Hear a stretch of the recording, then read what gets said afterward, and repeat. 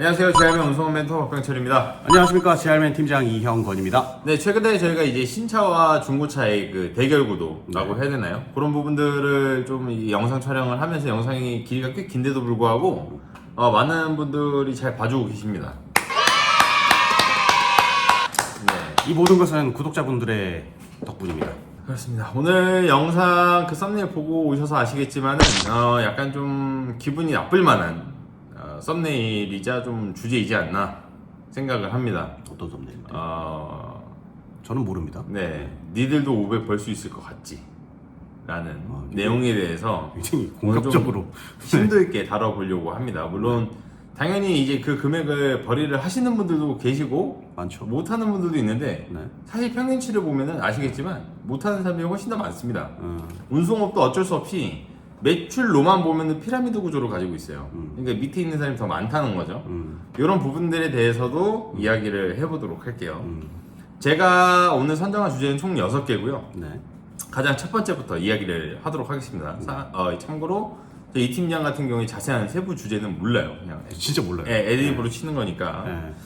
첫 번째, 공고에서 네.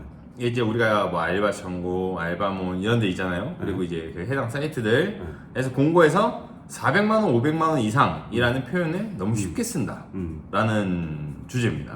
중에서 어떻게 보면은 내가 어떤 역할로 들어가냐도 굉장히 중요한 포인트가 되는데 첫 번째, 기사가 400 이상 벌기가 쉬운가? 안 되죠. 사실 모든 글에서는 대부분이 그렇게 나와 있거든요. 현장을 많이 뛰고 있으니까 차주가 아닌 기사다라고 하면은 벌이가 한 어느 정도 됩니까?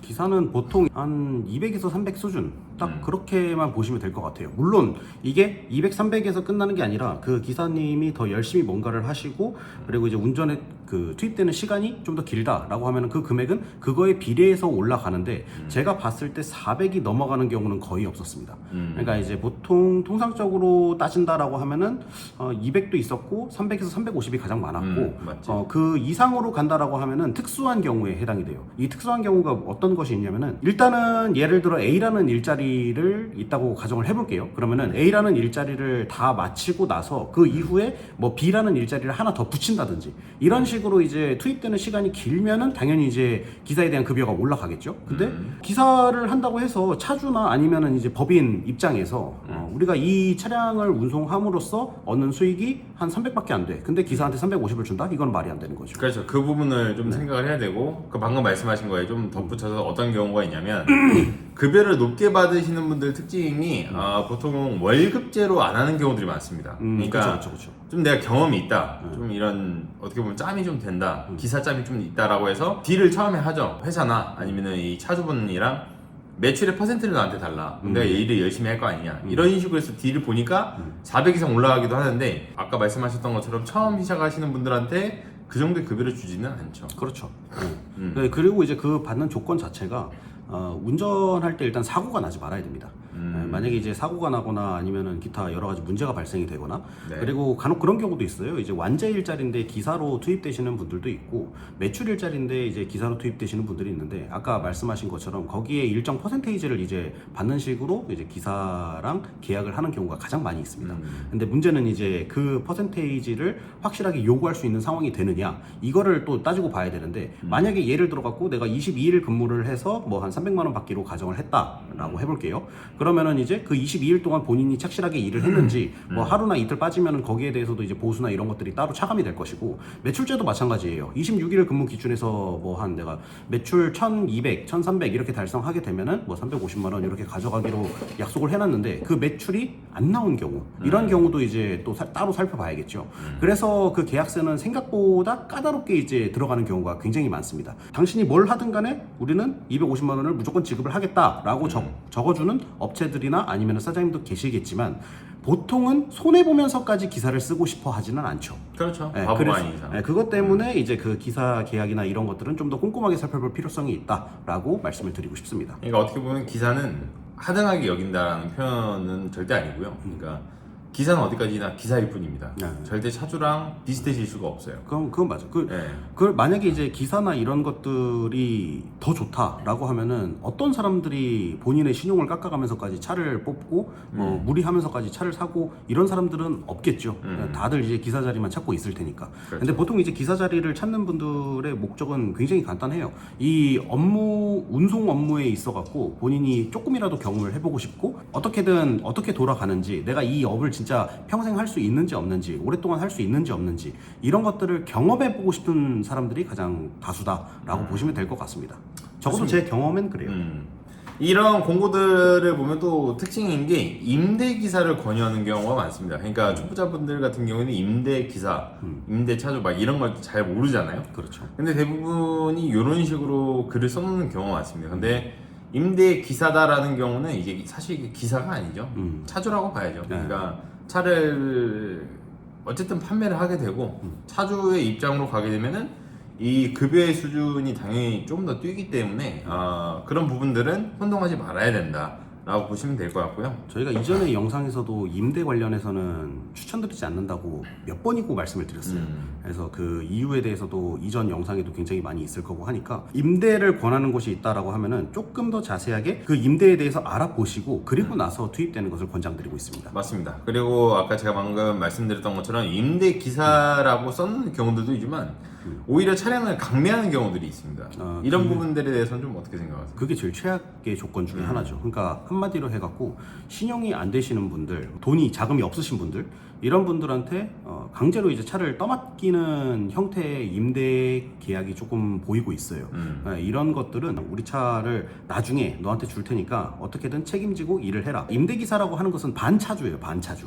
정확히 모든 차를 내 권한으로 모든 걸 할 수 있는 그런 차주는 아니고 매출에 있어서만 내가 기사보다는 조금 더 많은 급여, 차주보다는 조금 더 적은 급여 요 수준에 이제 머물러 있는 것을 이제 임대차주라고 하는데 이 돈 없는 사람들이 강제로 이제 이 차를 맡으면서 책임감을 억지로 키워서 하려고 하는 경우가 있어요. 이럴 바에는 차라리 저는 기사를 하는 게 맞다고 봅니다. 기사를 하거나 아니면은 내가 돈을 조금 더 모아서 차주를 하든가 이 둘 중에 하나로 가는 게 맞는데 쓸데없는 책임감이 너무 많이 생겨요. 임대차주를 하게 되면 5년이든 4년이든 6년이든 그 차에 남은 연수를 어떻게든 타야 되다 보니까 그것 때문에 이제 반강제적으로 일하는 그림이 좀 그려지는 거죠. 근데 거기다가 추가적으로 차를 가지고 딴 데로 갈 수도 없어. 무조건 이제 그 자리에서만 일을 해야 된다는 불편함이 생기는 거고 거기에 따라서 나는 어떻게든지 버텨내야 이 차를 받을 수 있기 때문에 나는 여기서 묶여 있어야 된다라는 그 압박감이 어마어마하겠죠. 그래서 저는 개인적으로 말씀드리는 게 일단은 차주가 제일 좋고 그리고 나서 이제 뭐 그게 정 안 된다라고 하면 기사로 하시다가 나중에 돈을 모으시고 차주로 전환하는 것을 바라는 바고 임대 같은 경우에는 진짜 하나부터 열까지 다 따져봐야 돼요. 다 따져보고 저희도 임대를 진행시켜 드리는 거기 때문에 그런 부분들에 있어서는 확실하게 한 번쯤이라도 더 찾아보고 아니면은 차라리 저한테 오셔갖고 임대나 이런 것들 한번 들어보시고 그리고 나서 이제 투입되는 것을 권장드린다 이렇게 설명드리고 싶습니다. 뭐 그 전에 저희가 임대 관련해서는 또 영상을 찍어놓은 게 있기 때문에 그것만 보셔도 대충 이해가 될 겁니다. 뭐 잠깐 또 공고 하나에서 멀리 돌아오긴 했는데 다시 돌아와서 두 번째 주제로 가면은 분양업체들의 순이익 계산이 잘못되어 있다가 또 하나의 원인이 되기도 합니다. 그것도 있어요. 원래 순이익 계산을 대충 어느 정도로 해야 될까요? 뭐 일마다 다 다르겠지만은 순이익 계산은 뭐 이거는 제가 처음부터 끝까지 다 말씀드릴 수는 없지만 대략적으로 말씀을 드리자면은 일단 한 달 동안 열심히 일을 하셨다라고 하면은 해당하는 매출이 발생이 됐을 겁니다. 그 매출에서 부가세는 빼야 돼요. 부가세는 당연히 이제 나중에 정리를 해야 되는 거기 때문에 그 부가세를 빼야 되고 부차적인 비용들이 있겠죠. 뭐 예를 들어 갖고 물대비가 빠질 것이고 그다음에 이제 번호판을 임대하셨으면 임대료가 빠질 것이고 그다음에 이제 뭐 차량 할부 이런 것들이 이제 가장 클 테니까 차량 할부가 빠질 것이고 여기에 이제 내가 움직이면서 썼던 유류비, 톨비 이런 것들이 빠질 것이고 운전하면서 발생되는 보험료 이것들이 빠질 겁니다. 근데 여기서 이제 딱 생각을 하셔야 되는 게 일단 부가세는 먼저 빼야 된다고 제가 말씀을 드렸고 여기에 추가적으로 유가 보조금도 수익이 생각하시면 안 돼요. 맞습니다. 유가 보조금은 말 그대로 이제 내가 기름을 쓴 만큼 받는 대가기 때문에 내가 그 한 달 동안 근무를 안 했다, 일을 안 했다. 그럼 유가 보조금은 0원인 거예요. 없습니다. 내가 이를 얼마나 함으로써 뭐 기름을 얼마나 사용함으로써 발생되는 것이 유가 보조금이기 때문에 이것은 부차적인 수입이 아니라 나중에 이제 내 기름값을 할인받을 수 있는 조건이라고 보시는 게 오히려 낫다 보시면 될 것 같아요. 이런 것들 부가세나 뭐 유가 보조금 이런 것들을 포함해서 간혹 가다가 그 공고나 이런 곳에 올라와 있는 것을 볼 수가 있는데 이런 것들은 빼고 생각하는 것이 맞다라고 네. 설명을 드리고 싶습니다. 그럼 보통 일반적으로 이 업체에서 얘기해주는 매출이나 이런 부분들에서 자기 이제 할부금 뭐 개인마다 다 다르잖아요. 중고차일 수도 있고 신차일 수도 있고 하지만은 네. 대부분이 일반적으로 신차를 사기 당하지 않았다를 기준으로 잡았을 때 뭐 매출의 몇 프로 정도를 내 순익으로 좀 바라보는 게 좋을까요? 이거는 노선마다 조금씩 다릅니다. 뭐 근거리 노선을 타시는 분들이 있을 거고 그 다음에 중장거리 노선을 타시는 분들이 있을 건데 그리고 톤수마다 또 달라요. 1톤인지 아니면 그렇지, 뭐 그렇지. 3.5톤인지 뭐 8.5톤인지 18톤인지 25톤인지 그리고 이게 특수 차량인지 아닌지 왜 이런 것들을 설명드리냐면은 그 톤수마다 받는 금액이나 그리고 이제 내 차량 할부나 이런 것들이 너무 천차만별로 달라집니다. 예를 들어 갖고 1톤을 예시로 들어서 설명을 드리자면은 1톤에서 보통 이제 완제급으로 받을 때가 잘 받으시는 분들이 한 600 정도 받으실 거고요. 그만큼 이제 또 일을 많이 하시겠죠. 이런 분들이 이제 차량 할부나 이런 것들 나가는 비율을 보게 되면은 가격이 그렇게 비싸진 않습니다. 한 3년 할부한다 하더라도 많으면은 한 뭐 80에서 90 이 정도. 그러면은 600만 원에서 8, 90이라 하면은 그 퍼센티지가 그렇게 크진 않아요. 다만 25톤 같은 경우에는 이제 뭐 25톤 워킹을 예시로 들면은 월 매출이 한 2천만 원 됩니다. 근데 그 중에서 차량 할부가 뭐 400, 진짜 많게는 막 550, 뭐 600 이렇게 되시는 분들도 있어요. 1톤하고 25톤하고 이 비율이 완전히 다르기 때문에 이거는 제가 말씀드리는 것은 언제나 이제 평균적인 그거고 자세한 것은 내 일자리랑 내 차량의 톤수에 맞춰 갖고 한 번 더 계산을 해야 된다. 이거를 먼저 생각을 해주시고 들어주셨으면 하는 바람으로 제가 이렇게 말씀을 드리고 있는 겁니다. 통상적으로 모든 톤수를 다 통틀어서 내가 매출, 그러니까 이제 완제 제외하고 매출로 따졌을 때 내 통장에 찍히는 금액으로 따졌을 때 그 금액의 3에서 48% 여기가 이제 가장 이상적인 금액의 라인이다라고 보시면 될 것 그러니까 같습니다. 절반이 약간 안 난다. 만약에 이제 할부가 있다라고 하면 네, 저도 한 40% 얘기는 해요. 저희가 방금 말씀드렸던 것처럼 이런저런 경우 수를 다 안 따지고 예를 들어서 지금 영상 지금 딱 5초 보고 상담하러 들어갔어. 이제 얘기 듣고 계산을 해야 될 거 아니야. 그렇게 보면은 저는 한 40%, 35%에서 한 40% 저는 좀 더 낮게 잡아요. 1,000만 원 매출에서 내가 이제 가져갈 수 있는 것은 400만 원 이렇게 생각을 하시는 게 좀 더 편하실 것 같아요.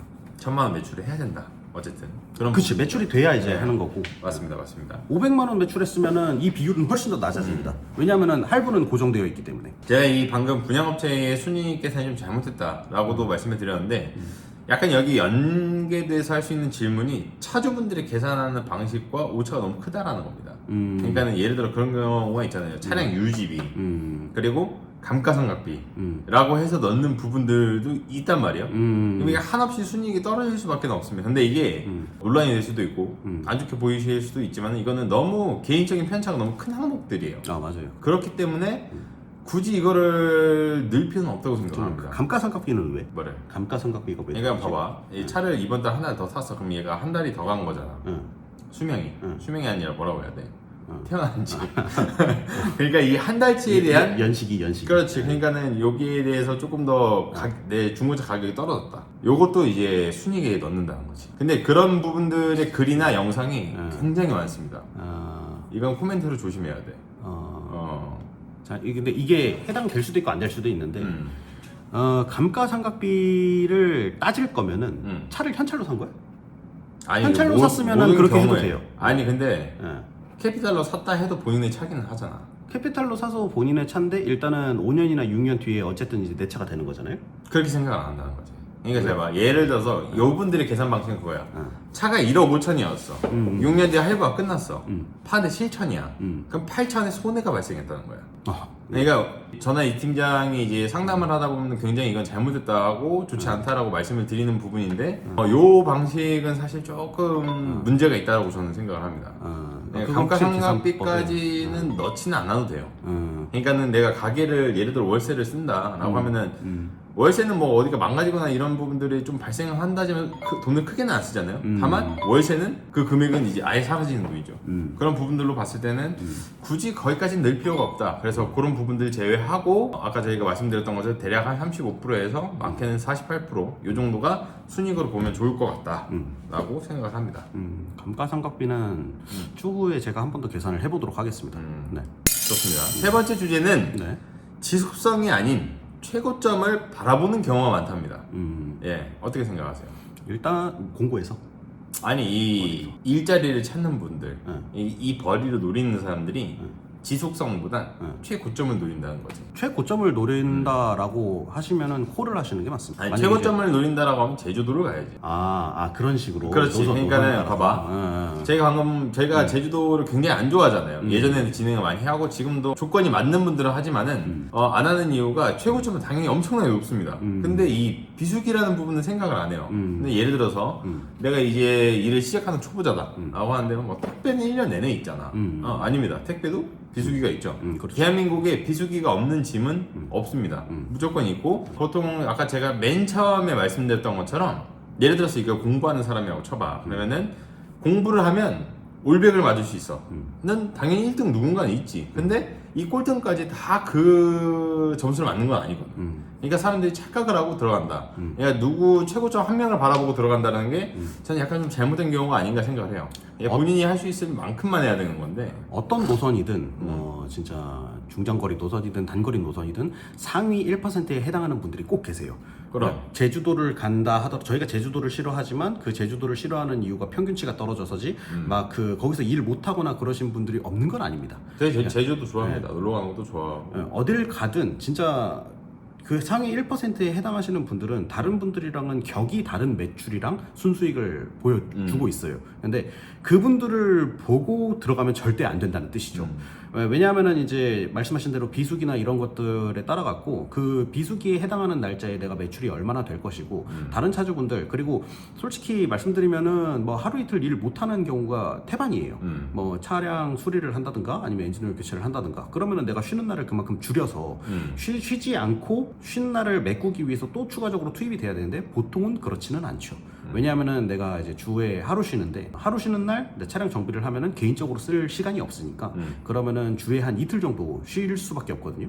주에 이틀 정도 쉬게 되면은 당연히 상위 1% 안에는 못 들어가요. 그러니까 이런 것들을 하나 다 생각을 하시고 투입되시는 분들은 없다 보시면 될 것 같아요. 최고점을 보시고 나는 여기 최고점 나도 찍을 수 있겠지라고 생각하시는 분들이 계신데 네. 그거는 이제 투입되고 나서 한 1년 2년 지나고 내가 일에 미쳐 있을 때 그때 이제 가능한 수익이다라고 보시는 게 현명할 것 같습니다. 그렇죠. 아마 그러니까는 저희가 영상에서 이 전까지 보시는 분들이 분명히 댓글에다가 나 1톤 뭐 택배한데 지금 나 순익 700찍는데 이렇게 댓글을 적으실까봐 제가 이 주제를 넣었습니다. 근데 있어요.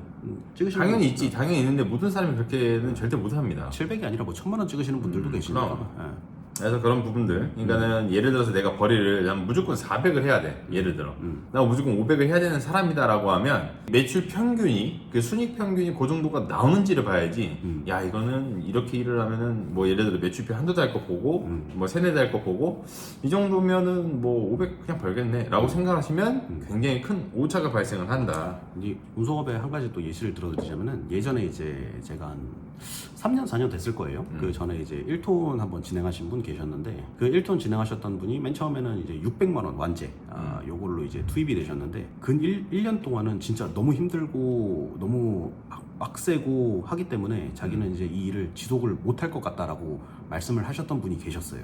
근데 몇 달 됐는데 이 최근에 이분이 연락이 오셔갖고 저한테 하시는 말씀이 일을 좀 더 할 수 있을 것 같다. 다른 일을 좀 잡아달라. 그래서 결국에는 그분이 자리 잡는 데는 2, 3년이 걸렸던 거예요. 그렇지. 그러니까 이제 초창기에 일자리를 알아보거나 할 때 매출이나 이런 것들을 보시는 것도 좋지만 진짜 말씀하신 대로 지속성이나 이런 것들을 살펴보고 내가 추후에 과연 끝까지 이 일을 할 수 있는지 이런 것들을 보고 들어오시는 것이 가장 또 일자리를 찾는 데 도움이 되지 않을까 드리고 싶은 말씀입니다. 좋습니다. 네 번째, 예비 차주들이 점점 쉽고 편한 일을 찾으려고 한다. 예.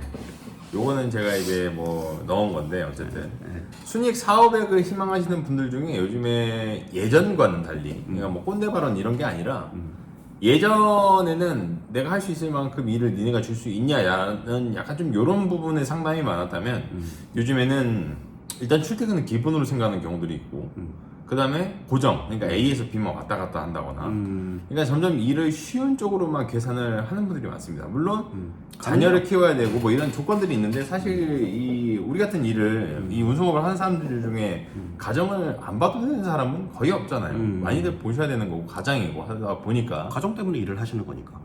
그렇죠. 근데 이 운송업을 그렇게 출퇴근해가면서 회사원처럼 일하면서 4,500을 번다라고 하면 대한민국에 어떤 사람이 회사 들어가려고 면접 보고 하겠습니까? 아니 가능해요. 가능합니다. 이게 가능하다고 말씀드릴 수 있는 이유가 차를 현금으로 사시면 됩니다. 그러면 아주 쉬워지지. 그러면은 뭐 4,500이 아니라 600 남길 수가 있어요. 그렇지. 괜찮아요. 근데 이제 차를 현금으로 산다는 조건 하에 그게 아니다라고 하면은 그런 생각은 접어두시는 게 좋아요. 그리고 이 일을 주는 사람 입장에서도 그렇게 또 좋아하지도 않습니다. 왜냐하면은 요즘에 이제 그런 분들이 많고 그리고 이제 그 유튜브에서도 차주분들이나 이런 영상을 보다 보면은 할부금을 이제 본인 돈이라고 생각 안 하는 경우가 굉장히 많이 있거든요. 근데 어쨌든 이제 그 할부금도 내 돈이고 뭐 하기 때문에 내가 차를 현금으로 샀으면은 그 할부금이 발생할 이유가 없잖아요. 이유가 없으니까 그것도 이제 본인의 재산이 될 수 있는 건데 그거를 이제 생각 안 하시고 그냥 무조건 이제 지출이라고 생각하시는 분들이 많기 때문에 아마 차는 점점 더 비싸지고 있어요. 올해만 하더라도 대우든 현대든 어느 업체든 지금 한 평균적으로 3,400만 원씩은 올라갔고 이거는 매년 있었던 일입니다. 특히 이제 좀 크게 그 올라갈 때가 뭐 페이스 리프트를 한다든지 아니면 뭐 풀체인지를 한다든지 모델명을 바꾼다든지 파비스가 그랬죠. 메가트럭에서 파비스 넘어올 때 몇천만 원 뛰고 그 다음에 이제 그 프리마에서 맥센, 구센 바꿀 때도 그랬고 이런 것들 금액이나 이런 것들은 매년 올라가면 올라갈수록 커지고 있는데 지출하는 금액이나 이런 것들이 내 돈이 아니다라고 생각을 하면은 출퇴근하면서 순수익 400, 500은 거의 절대 불가능하다 이렇게 저는 말씀을 드리고 싶어요. 출퇴근이라고 하면 애초에 이제 낮에 근무를 하시고 밤에 쉬겠다 라는 뜻이잖아요. 근데 이제 이 낮에 근무하시는 분들이 한탕을 할 때 밤에 근무하시는 분들은 두세 탕을 합니다. 왜? 도로 상황이 그러니까. 왜냐하면은 운송이나 이런 것들은 시간이 생명이고 길이 얼마나 잘 뚫려 있는지도 관건인데 길 잘 뚫려 있을 때는 당연히 밤에 잘 뚫려 있습니다. 낮에 잘 뚫려 있는 경우는 없어요. 출근 시간, 퇴근 시간 여기에 이제 주말이면은 또 사람들의 이동이 어떻게 될지 짐작을 할 수가 없죠. 영동고속도로는 막히는데 양양고속도로는 또 뚫려 있는 경우도 있고 그 반대의 경우도 있고 그 상황이나 이런 것들을 다 봐야 되기 때문에 조금 더 살펴보고 들어갈 필요성이 있지 않나. 어찌됐든 차를 현금으로 사면은 그것까지는 가능하다. 다만 돈 벌려고 들어오시는 분들은 현금이 아니라 이제 캐피탈을 쓰시기 때문에 그것들도 감안하셔갖고 그러니까 운송업이 간단해 보이지만 생각보다 이제 복잡한 그런 항목들이 되게 많아요. 영업 활동이죠 사실. 이것도 하나하나 다 따지시고 들어오다 보면은 아마 할 일은 없을 겁니다. 그러니까 어쨌든 자영업이랑 비슷하죠. 쉽고 편안한 일을 찾는다는 게 잘못되었다는 건 아닙니다. 사람의 목적이 다 그런 거니까 그 의미는 그렇죠. 없는데. 뭐 이렇게 개개인마다 또 추구하는 것이 다르고 근데 편하고 쉬운 일을 찾으면서 높은 순익도 기대하는 거는 이건 좀 무리가 있다라고 보시면 됩니다. 되게 간단해요. 남들이 하기 싫어하는 힘든 일이다 그러면은 매출이 높을 수밖에 없는 거고요. 근데 나는 뭐 남들이 쉴 때 쉬고 일할 때 일하겠다 그러면은 당연히 매출은 떨어질 수밖에 없습니다. 보통 이제 자영업만 보더라도 그렇잖아요. 금토일 쉰다 이런 매출이 안 올라와요. 그렇지. 왜냐면은 사람들 가서 먹으러 갈 때는 다 금요일, 토요일, 남들 쉴 때, 주말 이때 다 장사를 하기 때문에 그만큼 돈을 벌어 가는 건데 근데 그때 문 닫아버리고 나도 똑같이 놀러 다니겠다라고 하면은 자영업을 하더라도 똑같이 매출은 안 올라올 겁니다. 그렇지. 그러니까 식당 하면서 6시 문을 닫는 거지. 정시 퇴근합니다. 그러면은 이제 저녁 장사 다 포기하겠다는 거니까. 어쨌든 그렇습니다. 그리고 다음 5번째는 톤수별로 하는 일과 대략적인 벌이 이런 부분들을 또 궁금해 하실 거예요. 그래서 니네가 얘기하는 게 대충 어느 정도 수준을 바라보면 되냐 이렇게 물론 아까 말씀드렸던 것처럼 1톤이 하는 것 중에서도 굉장히 여러 가지 일이 있고 굉장히 여러 방식과 급여는 다르지만 할부를 평균적으로 보면 한 80% 이상은 쓰잖아요. 차량 가격 중고차든 신차든 이쪽 바닥에 오신 분들이 여유 있어서 오시는 분들은 많지는 않으니까 그렇지. 그러니까 할부를 한 차량 가격에 그렇지. 차량 가격이 한 80% 이상을 쓰잖아. 그런 식으로 계산했을 때 그리고 이 3.5톤까지는 신차로 한 가능성보다는 중고차가 많으니까 그렇게 봤을 때 톤수별로 대략 어느 정도의 그 벌이를 한다라고 보면 될까? 일단은 저희 편하게 좀 나누자면은 소형, 중형, 대형으로 나눌 수가 있을 것 같거든요. 소형이 이제 뭐 1톤하고 2.5톤, 3.5톤 흔히 얘기하는 그 완제 쪽에 취급이 되는 곳이고, 중형이라 하면 이제 뭐 5톤 축차부터 우리가 생각하는 이제 진짜 화물차, 그래서 뭐 한 18톤까지도 안 가고 그냥 한 10바리 정도, 10바리 정도를 이제 중형으로 볼 수 있을 것 같고, 그리고 이제 대형 같은 경우에는 뭐 원쓰리나 아니면은 25톤 이렇게 이제 보시면 될 것 같은데, 솔직히 말씀드리면은 소형하고 중형은 거의 비슷합니다. 일을 거의 평균적으로 한다고 했을 때 한 400에서 500 정도. 왜 이렇게 되는지 설명을 좀 덧붙여서 드리자면은, 소형 같은 경우에는 완제가 많아요. 완제가 많아갖고 이게 보통 한 500에서 한 600 번다 그러면은 이제 한 평균치에 속할 수가 있는데, 소형 같은 경우에는 차량 가격이 좀 낮은 편입니다. 그렇죠. 왜냐면 뭐 비싸봤자 한 뭐 5천, 6천 이렇게 하는 거고, 1톤은 그것보다 더 낮을 거고, 뭐 만약에 이제 그것보다 더 낮다라고 하면은 거기 이제 뭐 개별 번호판을 구매하셨다든가 이러면은 이제 어느 정도 금액이 맞춰지거든요. 그렇죠. 3.5톤, 2.5톤을 신차로 사시는 분들도 계시긴 하겠지만, 그것보다는 좀 중고로 구매하시는 분들의 비율이 훨씬 더 높기 때문에, 네, 소형차는 약간 내가 좀 수리할 수 있을 것 같고, 좀 편하게 수리 받을 수 있을 것 같고 하기 때문에, 제 개인적으로는 중고차가 나가는 비율이 상당히 높은 편입니다. 그래서 중고차가 그리고 맞아요. 거기까지는. 네. 그리고 거기서는 좀 괜찮기 때문에 그 비율이나 이런 것들을 따지게 되면은, 계산했던 뭐 이런 비율들로 따지면은 평균적으로 한 400에서 500. 근데 중형 같은 경우에는 이제 완제가 아니에요. 완제가 아니고 무조건 이제 매출제로 넘어가게 되는데, 물론 매출제라고 해서 뭐 완제가 없는 건 아닙니다. 완제가 있긴 있어요. 근데 완제보다는 매출의 비중이 높기 때문에 제가 매출이라고 말씀을 드리는 거고, 이 매출제 같은 경우 5톤 축차 그리고 그 10바리 이런 차들의 매출은 보통 1,000만 원이 훌쩍 넘어갑니다. 그래서 뭐 내가 정상적으로 일을 했다라고 하면은 1,200에서 1,300 정도 요 수준을 바라볼 수가 있는데, 문제는 얘네들은 차량 가격이 비싸요. 중고라 하더라도 일단 기본적으로 내가 쓸만한 차량을 가지고 싶다, 타고 싶다라고 하면은 그때부터는 금액이 8,000 이상, 그러니까 뭐 진짜 괜찮은 차들은 뭐 1억 이상 가는 경우도 있고요. 근데 여기서 또 하시는 분들이 걱정거리가 뭐냐면은, 차가 고장나면 큰 돈이 나가니까 이분들은 또 새 차를 또 선택하세요. 그래서 소형보다는 새 차를 선택하는 비중이 조금 더 높은 편입니다. 그래서 여기서 이제 새 차를 구매했다라고 하면은 부가세를 떼더라도 못해도 1억 3천, 뭐 대우차 같은 경우에 1억 5천, 외제차는 이제 넘사벽이고, 이렇게 이제 표현을 할 수가 있을 것 같은데, 1,200, 300을 버셨다 하더라도 그 정도의 큰 돈, 그러니까 이제 차에 투자된 돈이 크다 보니까 이게 떨어지고 나면은 보통 수익이 한 400에서 500 사이, 이렇게 보시면 될 것 같아요. 그러니까는 소형 3.5톤까지 열심히 일하는 사람들이랑 수준이 비슷해서, 네. 소형에서 큰 넘어오는 티가 안 분들이, 나요. 예, 네. 넘어오는 분들이 약간 좀 약간 멘붕에 빠지죠. 뭐야, 내가 벌었던 거랑 비슷한데, 근데 할부를 빼버리면 금액 차이가 확 커지기 때문에 그치. 그런 부분이라고 보시면 됩니다. 만약에 둘 다 현금으로 샀다라고 하면은 5톤 축차 10바리도 무조건 한 6, 700 정도 되는 거고요. 그렇죠. 근데 이제 1톤이나 이런 것들 할부 뗀다 하면은 이제 무조건 5, 600에 고정이 되겠죠. 그 차이가 있는데, 이 차이를 인지 못하는 분들이 좀 계시기 때문에 그거는 이제 차량 가액에서 좀 나오는 현상이다라고 보시면 될 것 같고요. 그냥 이 소형 같은 경우에 1톤 대략 이제 5, 600바리를 하긴 하는데, 회전은 2회전 이상 못 잡거나 일을 그렇게 안 하면 보통 300바리 정도에서 멈추는 경우들도 있다라고 말씀을 드릴 수 있습니다. 그리고 그 이상 대형으로 가게 되면 여기서부터는 이제 다른 세상이기 때문에, 대형은 진짜 매출액이 거의 뭐 1,800, 2,000 이렇게 시작을 하거든요. 여기서 이제 기름값이나 뭐 이런 것들 다 뗀다 하더라도 못해도 일단 기본적으로 7, 800은 다 남으시는 것 같더라고요. 물론 이제 거기서 그런 것도 있어요. 개인적으로 쓰는 카드, 뭐 드신 뭐 식사도 하셔야 되고, 담배 하나 태우셔야 되고, 뭐 이런 것들 비용으로 빠지게 되면은, 아 우리도 500이야 라고 하시는 분들도 있는데, 그렇지. 근데 대형차들은 기본적으로 액수가 소형이나 중형보다는 훨씬 더 높은 편이다. 애초에 한 번 움직이는데 운임료가 너무 차이가 많이 나니까. 그렇죠. 네. 그 정도라고 보시면 될 것 같습니다. 그러니까 뭐 약간 당연히 다를 수도 있고, 1톤으로 아까 말씀하셨던 것처럼 1,000만 원 버시는 분도 계시지만, 이게 한 평균치다라고 생각을 하시면 될 것 같고요. 마지막으로는 저희가 중간중간에 얘기해서 이걸 얘기할 필요가 있을까 싶긴 한데, 이 높은 매출과 순이익을 기대하기 위해서는 어떻게 해야 될까? 일을 열심히 하면 되죠. 근데 이거는 너무 간단해서, 이걸 처음에 이제 접하시는 분들이 계실 거 아니야. 그러니까는 예를 들어 나는 한 500원 벌어야 돼 라고 했을 때, 이거를 좀 평균적으로 잡아내기 위해서 선택을 어떻게 해야 될까? 제가 여태까지 드렸던 말씀이나 이런 것들을 좀 정리해서 말씀을 드리자면은 남들이 기피하는 걸 하면은 매출은 올라갈 수밖에 없습니다. 단적인 예시로 낮에 운전 안 하고 나는 밤에 운전을 하고 그리고 이제 남들 싫어하는 차속을 조금 해가면서 섞어가면서 여기저기로 다니면서 짐을 많이 찾아다니고 내가 운전을 열심히 한다. 그리고 운전에 투자하는 시간이 좀 늘어난다. 이러면은 당연히 매출은 늘어날 수밖에 없습니다.